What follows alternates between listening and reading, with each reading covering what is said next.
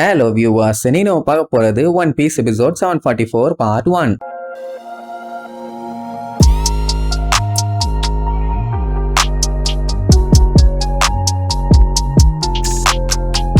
Open பண்ணா போன பாட்டுல ஈஷோ பயங்கரமா அவன் பவரை யூஸ் பண்ணி நம்ம லூஃபியா அடிச்சு திரிய விட்டான். அவன் கீழே வந்து விழுந்தாலும் அவனுக்கு ஒன்னும் ஆகாது. பட் இருந்தாலும் ஹைருதீன்லாம் அடிச்சு புடிச்சு அவனை காப்பாத்திடுவான். ஆனா அதுக்கப்புறம் புடிச்சு வச்சுட்டு விடுவான்னு பார்த்தா விட மாட்டான். ஏன்னா இவனை விட்டா இப்படியே தான் சண்டை போட்டுட்டு இருப்பான். அதனால சேஃப்டியா ஷிப்புக்கு கொண்டு போயிருவோன்னு வேகமா கூட்டு போவான். அதே நேரம் இங்க ஜோரோ இது என்னோட டர்ன்னு சண்டைக்கு ரெடி ஆயிட்டான். ஏன்னா எப்பண்டா அவன் கூட சண்டை போடலான்னு காத்துக்கிட்டு இருந்தான். இப்ப சான்ஸ் கிடைச்சிருச்சு இல்ல, விடுவானா இனி? பாத்ரூமியோலாம் தலைவரே வேண்டாம், நம்ம இங்க இருந்து எஸ்கேப் ஆற வழியை பார்ப்போம். ஏன்னா எல்லா அரேஞ்ச்மெண்ட்டையுமே பண்ணியாச்சு. எதுக்கு இந்த தேவையில்லாத பஞ்சாயத்துன்னு போட்டு மண்டையை உடச்சிட்டு இருப்பான். அதே நேரம் இங்க உசோப்பு அந்த ஆர்லோம்பஸ் கிட்ட, யோ உங்ககிட்ட கப்பல் இருக்குன்னு சொன்னியே, இத்தனை பேர் போகணும்னா எக்கச்சக்க கப்பல் தேவைப்படும். ஆனா இங்க பார்த்தா ஒரு கப்பல் இருந்த மாதிரி இல்லையா, எப்படி போறதுன்னு கேட்பான். கொஞ்சம் கண்ணை திறந்து ஸ்ட்ரைட்டா பாடுறான். பார்த்தா கப்பல் எல்லாத்தையுமே சைட்ல அடுக்கி வைக்காம லைனா ஒண்ணுக்கு பின்னாடி ஒண்ணுன்னு அடுத்தடுத்து அடுக்கி வச்சிட்டான். இது கம்மி. இன்னும் 5 கிலோமீட்டர் தள்ளி போனா பெரிய கப்பல், ஏகப்பட்ட கப்பல் அங்க நின்றுட்டு இருக்குது. எல்லாம் இவங்களோட கப்பல் தான். அங்க இடையில ஒரு பிரிட்ஜ் ஒண்ணு போகுது. அதுல போய் நேரா கப்பல்ல ஏறிக்க வேண்டியதான். சோ இப்படி இருக்கும்போது யாரா இருந்தாலும் அசால்ட்டா தப்பிச்சிடலாம்ல, நிறுத்த இடம் இல்லைன்னு கவலையே பண்ண தேவையில்லை. உடனே சூப்பர்னு சொல்லிட்டு அடிச்சு புடிச்சு வேகமா ஓடுவாங்க. லூஃபி காட்டு கத்துவான், என்னைய இறக்கி விடுறா, நான் போய் இன்னும் சண்டை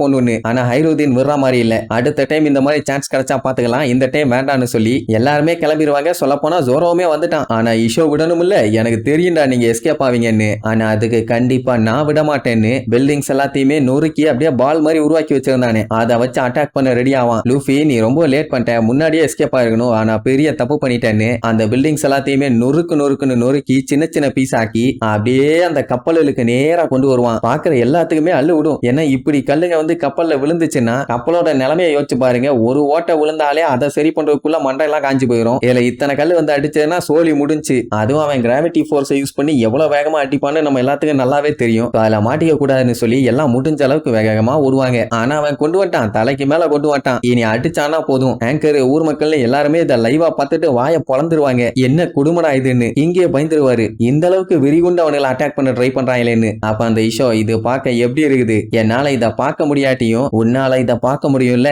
நீ கப்பலை ஏறி தப்பிக்க முயற்சி பண்ணினா இதெல்லாம் உன் தலையிலேயே விழும். அதுக்கப்புறம் கடல்ல முங்கி அதோட நீ காலி. இன்கேஸ் லூஃபி இதுல இருந்து தப்பிச்சிட்டா கூட போர் எம்பரஸ் அவனை சும்மா விட மாட்டாங்களாமா. ஏன்னா ஜோக்கர் ஒரு முக்கியமான அண்டர் கிரவுண்ட் புரோக்கர், அவனையே டார்கெட் பண்ணி காலி பண்ணியிருக்கான். இனிமேட்டு உன்னோட வாழ்க்கை நரகமா தான் இருக்க போதுமா. இதுல இன்னொரு மேட்டர் என்ன தெரியுமா, இவனுக்கு கண்ணு தெரியல. அது எப்படின்னு பார்த்தா சண்டையெல்லாம் போட்டு இல்ல, அவனே அவனுக்கு கண்ணு தெரியாத மாதிரி பண்ணிட்டான். ஏன்னா இந்த உலகத்துல நடக்கிற பல விஷயங்களை இவனால பார்த்து சகிச்சுக்க முடியல. அந்த ஒரு காரணத்துக்காக தான் அவனோட பார்வையவே அவனே எடுத்துக்கிட்டான். எவ்வளவு டேஞ்சரான ஆளா இருந்திருக்கான் பாருங்க. இப்ப என்னன்னா அந்த கல் எல்லாத்தையுமே ரவுண்ட் ஷேப்ல வச்சிருக்கான். அப்படின்னா லார்ஜ் ஏரியாவை கவர் பண்ண முடியாது. அதை என்ன பண்ணுவான், அப்படியே ஸ்ட்ரெயிட்டா பிரிப்பான். அவனால பார்க்க முடியாட்டியுமே அந்த கப்பல்லாம் என்னென்ன பொசிஷன்ல நின்றுட்டு இருக்குன்னு கரெக்டா கண்டுபிடிச்சிட்டான் பாத்தீங்களா. இப்ப என்னன்னா அங்க இருக்க எல்லா கப்பலுக்கு மேலையும் இந்த பாறைகள் பறந்துகிட்டு இருக்குது. இனிமேட்டெல்லாம் தப்பிச்சு எங்கேயுமே ஓட முடியாது. அந்த கல்லுங்க மட்டும் மேல விழுந்துச்சுன்னா அவ்வளவுதான். ஏதாச்சும் ஒரு கப்பல் தப்பிச்சாவாச்சும் அதுல இருந்து தப்பிச்சு வரலாம். ஆனா அதுக்கு வாய்ப்பு இருக்கிற மாதிரியே தெரியல. அப்பவுமே யாரும் முயற்சி விடாம அடிச்சு புரண்டு பிச்சுக்கிட்டு ஓடுவாங்க. உடனே ஈஷோ உங்க எல்லாத்துக்குமே நரகத்துக்கு நான் வழியை காட்டுறேன், நல்லபடியா போயிட்டு வாங்கன்னு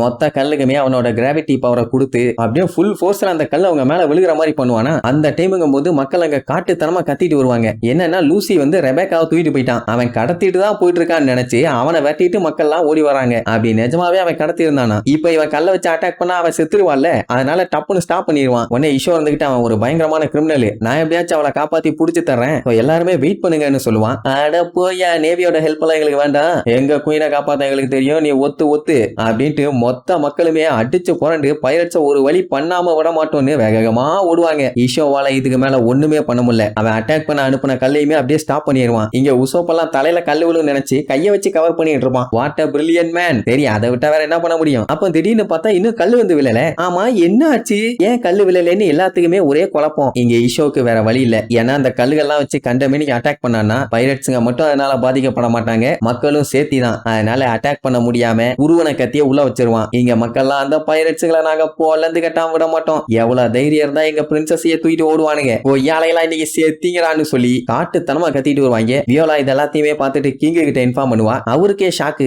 அவங்க ஏன் போர்ட்டை நோக்கி ஓடணும்னு. இங்க பைரட்ஸ்களுக்கும் ஒண்ணும் புரியல, ஏன் மக்கள்லாம் இவங்களை விரட்டிட்டு வராங்கன்னு. அப்ப லூஃபி இனி இறக்கி விடுறாமானா, வேண்டாம் நீங்க மறுபடியும் போய் சண்டை போடுவீங்கம்மா, அதெல்லாம் பண்ண மாட்டேன் விடுறானவன விட்டுவானா. சோல்டர்ல ஏறி நின்னுட்டு ஏன் மக்கள் விரட்டிட்டு வராங்கன்னு அப்படியே ஆர்வமா பாத்துட்டு இருப்பான். பண்ற வேலையெல்லாம் பண்ணிட்டு பச்சை புள்ள மாதிரி லுக் ஊறத பாத்தீங்களா. இதுல வேற அவங்க வெறி கொண்டு கத்திட்டு வரத பாத்துட்டு, ஆமா நான் என்ன பண்ணேன், போனே வந்தேன் அவ்வளவுதானே அப்படின்ட்டு அவனே புரியாம முழிப்பான். சோ இப்ப லூஃபியா இஷோவால எதுவுமே பண்ண முடியாதுன்னு தெரிஞ்சு போச்சு. நம்மளுக்குமே தப்பிக்கிறதுக்காக இப்ப ஏகப்பட்ட கப்பல் இருக்கு. நேவி ஆளுங்க என்ன பண்ணாலும் நீ ஒன்னும் பண்ண முடியாது. சோ இஷோ லூஃபிக்கு லக் எப்படி இருக்குன்னு பாப்போம்னு சொன்னால, இது வேற லெவல் லக்கு தான். ஆனா ஏதாச்சும் ட்விஸ்ட் பண்ணி அவனை பிடிச்சான்னா சரி, நேவியால பிடிக்க முடியுதா இல்லையான்னு அடுத்தடுத்து வர எபிசோட்ல பார்க்கலாம். டாடா.